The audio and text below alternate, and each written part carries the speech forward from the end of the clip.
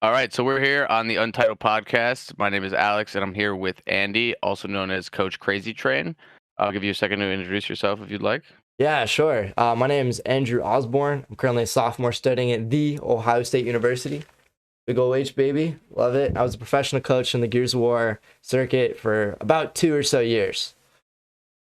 Awesome. That's great to hear. So, as a coach, like, how would you define your roles? And I guess we could even bring that outside of Gears, because I know that you're currently competing in Call of Duty, correct? Yeah. So I guess coaching in general, for me at least, regardless of whether or not you're in an esport or a normal sport, it's sort of the same role no matter where you are. It's all about sort of taking the tools that you're given, as in like your team that you're presented, and just trying to turn each individual into the best player that they can be, and then figure out how to make each of those tools on the team at their peak performance function well together. So really at the end of the day, I think it boils down to that, no matter if it's esports, football, soccer, curling, whatever you could think of. So now, does the coach do? Is it mostly preparation, or are you doing more of like an analyst type role, where like post-mortem almost, like after the game? Are you the one Right. that's analyzing the data? Are you working with someone who does that? What does that look like? So I think I like to use data-driven like solutions to anything that I'm doing. So having the data so that way when my player asks me a question, I can give him the answer. A, be confident in that answer, and then B, if he goes, to yell back at me or to like disagree with me, I can show him math that says, "Hey, this is why I think this is what it is. You can't disagree with that. This is the reality of it." And that really helps, especially when you ever think about a team, everyone's playing with different perspectives, right? If you have 5 people on a team, you're going to have 5 different perspectives and they don't necessarily all share the same information. So because of that, you could think that multiple people are correct, right? But they had the wrong Absolutely. information or something. So you as the coach having all the information, and then lets you to be the definitive voice to say, here's what happened, here's how we fix it, and move forward from there. Yeah, I mean, it really does drive the point home. I mean, I've been coaching Gears of War now for almost 12 years. Yeah. Um, and up until recently, I had never had an analyst, right? So I was doing the coaching role, the analyst role, and the team manager role all as one, and it is extremely time consuming. And the area that I felt I always like lacked the most was the analyst side, because when you're preparing a team for something, it's like you have to use a lot more of your free time to then go back and do Exactly. the Excel spreadsheets, do the calculations, figure out exactly who needs to be where, are they doing what they're supposed to be doing. Um, but having that analyst is super easy. Like it makes your job so much easier. Yeah, especially just because like for good analytics, the foundation of analytics is depth, right? How much info do we have? How confident can we be in our sample size? So for you to get enough of a sample size to make that data actually worth talking about, you need to do a lot of it. And that's where again, like what you had said, being an analyst, there was a period in time on the team that I coached where they had actually hired an additional head coach, and I was solely just the analyst and the assistant coach, and I did all that work behind the scenes. And I know that having that staff of coaches really just makes their lives a lot easier because each one can specialize and focus, and you just get way more productive. And you're not always going to agree. Exactly, right? And so that was one of my favorite things is the Right. coach they had brought on board was way more experienced than I was. Yeah, Um, right. This fatal yeah, strike. yeah. So this was a legend in the gear scene in his own mind, Joe, and he was very good at gears and had been for a very long time. But then it was great because I was relatively fresh to the scene, but there's certain arguments I could win against like an industry veteran professional just because I You had had the the data. data. I had the You had the data. data. I was like, I don't care what you feel. That's all good and great. But here it says we're losing our initial 78% of the time. We have to rework that. Absolutely. So then, so when you were on the team and you had an analyst, were one of you technically managing the team, or was one of the players doing that side, right? Communicating with the league, communicating with the players' information Right. from the league, the developers, I making sure that think, everyone was showing up on time, which is the coach's, in my opinion, the coach's job, but yeah. that's still management. So I suppose when Joe had come in, he was the head coach as well as the manager. And I feel like especially in esports, those are two separate jobs. A lot of the time in the higher level of esports where there's a lot of money and you can afford to hire multiple people in all those different sectors. But if you're an organization that doesn't have as much money, you could instead pay someone 1.5 times the amount to do almost, quote, 2 times the work. It just makes economically more sense. So he came on as the manager knowing that he was already doing all the managing stuff as a coach to also get the additional benefits there and the title, which works on resumes, networking, everything else you are. Especially when like you're younger like me, that's important to say I was an analyst and then I got bumped up to manager, right? Or, being able to have those distinctions and then the different experiences. Because like at the end of the day, like while they're all doing certain jobs, like depending on what team you're with, a coaching role could look like an analyst role if the players don't care about what your opinion and just want data. Or, maybe they don't care about data at all. They don't believe in that or their culture doesn't surround that. Then they're unconcerned with data. Or there's a team that self-functions entirely. They're just lost and need someone to sign them up for tournaments and help with public relations and whatever else it is. The job can always, yeah, exactly. Like the job can always look different depending on your environment. But generally, rule of thumb, yeah, that's where I'd put it. And now, would you say that because when I met you, it was pre-COVID, right? So this wasn't online. And I personally think that it's disadvantageous to the coach, right, to have it online, specifically in game. And some people actually question that. They wonder like how could that be possible? There's no way that's up in the air. People who are unfamiliar with esports, they would think that you would have the advantage of having one screen looking at all 5 players at once instead of having to look at 5 different screens. It's strictly physical, right? It has nothing to do with our ability, but I do think that being there in person like can drive morale. I mean, the list can it seems endless to us, right. It seems endless to us, but I do see what they're saying. But would you say that we, as coaches, were significantly nerfed, like significantly like held back because everything was online, or do you think that all of that extra free time that we have, the ability to look at everyone's screen at once, like in one recording? Like, do you think that there are pieces of it that are actually advantageous? I would say that the way you brought up the additional time that COVID brings, maybe being off work, you're not having to travel, I guess gives you a couple extra days to prepare and things like that. Having more time to prepare is always a good thing.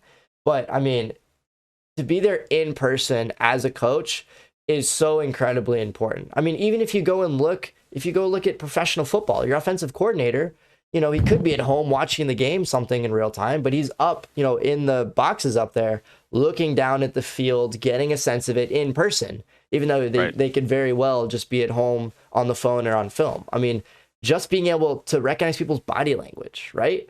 If I see one of my players make a mistake and that mistake is, I could see it eating him up, I can like talk to him. I can specifically target what happened and either make him feel good about himself, but also like knowing my players really well, maybe that player does want to be talked to, or maybe that player really does want that confidence boost. That's the coach's job of knowing the psyche of each of your players as well, and how do I coach the individual as well as the team. And so on LAN, in person, that is invaluable. Sure. I couldn't agree more. I mean, my career started obviously in person, and unfortunately, I guess I retired about a month ago, so it ended online, which is not the way you want to do it. No. As you get older, these things happen. Not the way you want to end situationally, but you did end up a world champion. Am I correct? You were the greatest. I did end up rank 1 worldwide. Yes. You were I'm very proud of that. The 5 best players on the planet at Gears of War. That can't be overstated, bro. Like, think about that. Like a video game. I know. Like Call of Duty, Gears of War. I'm gonna be honest. It hasn't hit yet. For every single person because to there's ever no trophy, buy the right? game, I'm not there holding it up. For every single person to ever buy Gears of War, you managed and were the brain behind the 5 most talented people to ever touch the sticks there in the top 0.0001%. Like, bro, come on. Right? Like, we've been there. I do not want to undersell it. I'm just saying that I did not picture to have that experience, right? I mean, sure, we dream about it, but no one expects to win a world championship, right? That's what you're working for, right? That's nowhere in your mind are you like, oh, we're winning this, because the competition is so good, right? Yeah. So no, I'd never expected to win a world championship, but that was definitely the goal.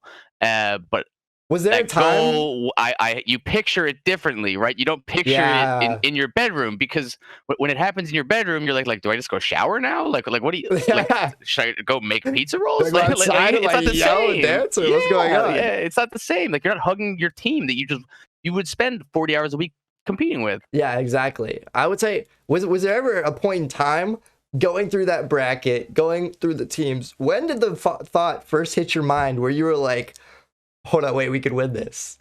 Was there a time, or did it never happen and you just won it and you were like, oh?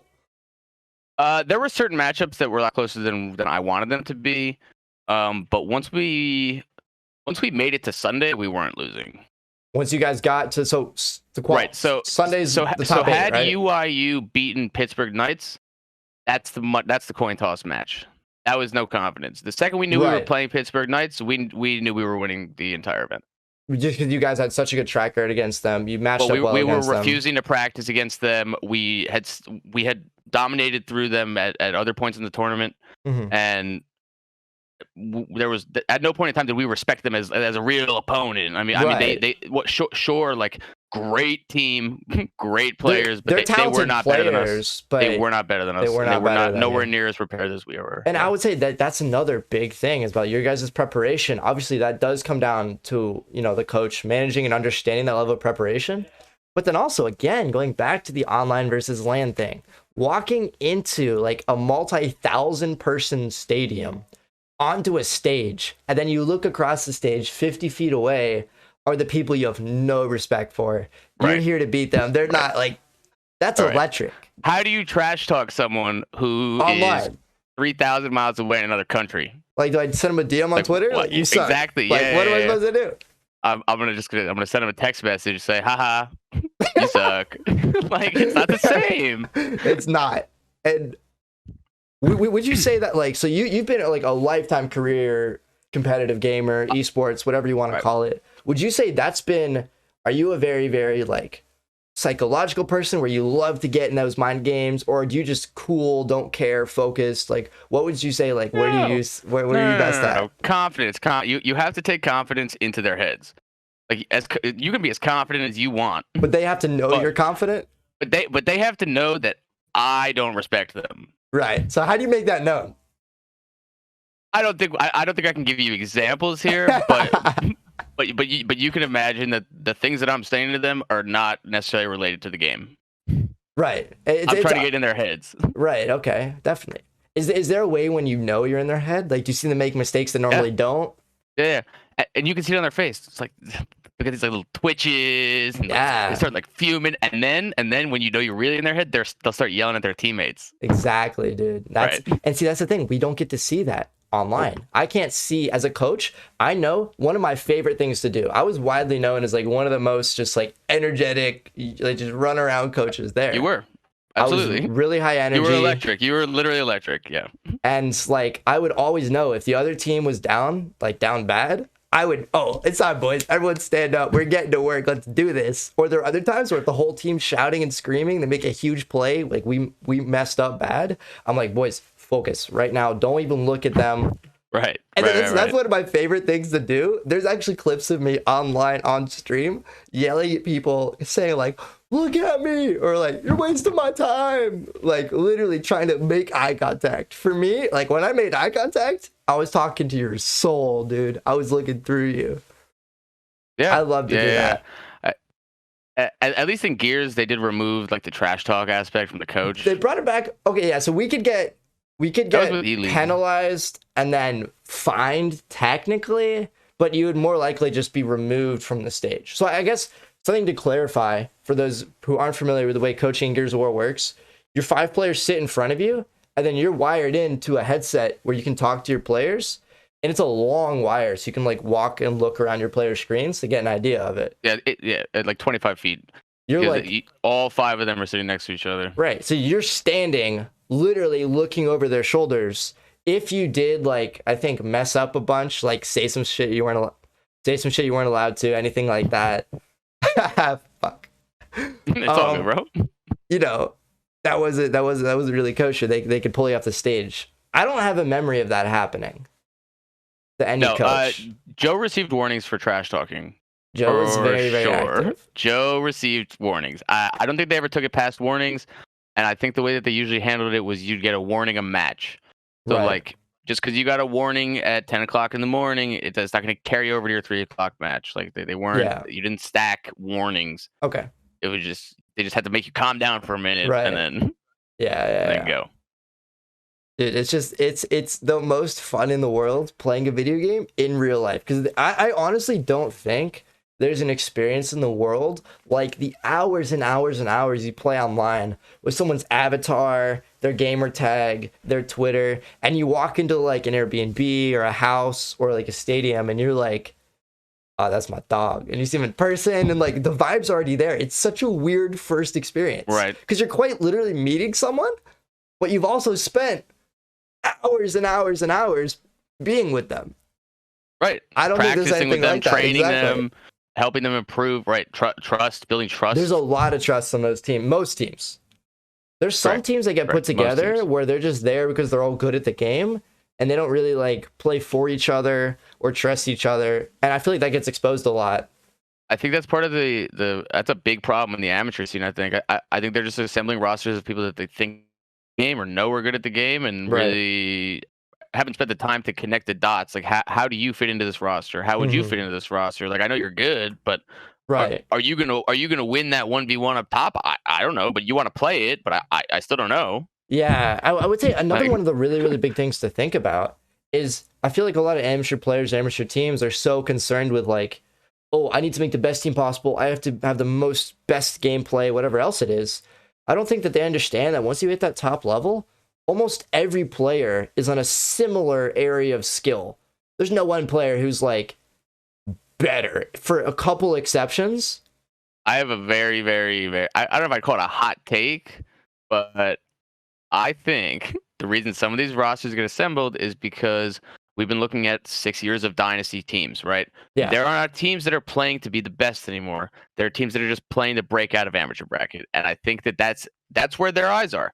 Their eyes are not, can we beat Fire and Ice? Can we beat Vanquish? Can we beat PDHM? Because they didn't even think that they were going to make it that far. Right, exactly. Right. In their mind, all they care about is getting out of championship bracket, which is important.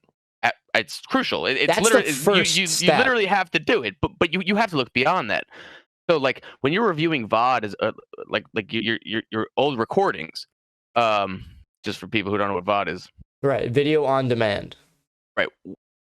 When as a team you're reviewing them, most of these amateur teams are only reviewing their VOD against other amateur teams. They're not actually going in and watching these pro league matches, right? And they may be on their own, but that doesn't mean they're analyzing it together. Right. Right.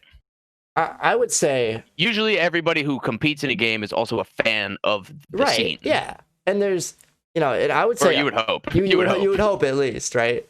But like, I would say that I had a really, really unique experience as a coach is because I was one of the few professional coaches who like literally got to pro as a coach. Went from amateur coach to like semi-pro, even though there's not like a league for that. And then I did the opposite. Pro. Exactly, right?